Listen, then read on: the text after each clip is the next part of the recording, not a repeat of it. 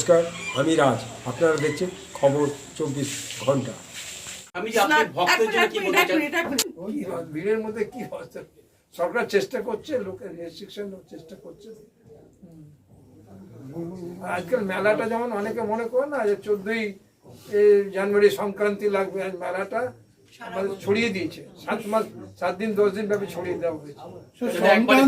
ভিড়টা না হোক। সংক্রান্তি আগামী বার্তা ভক্তদের মধ্যে, হ্যাঁ, সংক্রান্তিকে সামনে রেখে কি বার্তা ভক্তের দেবেন? জন্য কি বলবেন?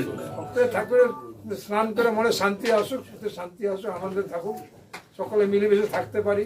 আমার হিংসা দেশ চলে যাক, মায়ের আশীর্বাদ, ভগবান পূর্ণ করা কামাটে মনকে শান্ত করা, মনকে আনন্দময় করা। আনন্দময় হচ্ছে নিজের ভেতরে অশান্তিকে দূর করতে হবে।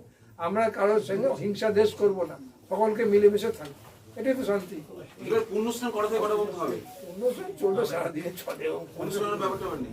আছে তো, ঠিক ও হয় না, তোর ভোর আগে থেকেই চান, রাতে 2টো থেকেই চান করতে। আমি আপনি কি নিজে উপস্থিত থেকে ভক্তদের দেখবেন?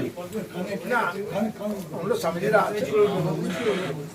না, আপনার দর্শন পেলে দেখেছি অর্ধেক ভক্ত খুশি হয়ে যায়। হ্যাঁ, না, রাজনীতি যদি করে, আমাদের কিছু করার নেই। বলছি মহারাজ, মুখ্যমন্ত্রী গঙ্গাসাগরে গিয়েছিলেন, তখন গঙ্গাসাগরে গিয়েছিলেন ভারত সেবাশ্রমে। যাওয়ার পরে নিমাই মহারাজ বলছেন ওনার সামনে যে ওনার নাম বাদ গেছে, এসআইআর গেছে। হ্যাঁ, বাদ ঠিক যায়নি, এটা হচ্ছে নামটা এনকোয়ারির জন্য বলেছে, আপনি রিপোর্টটা সাবমিট করুন।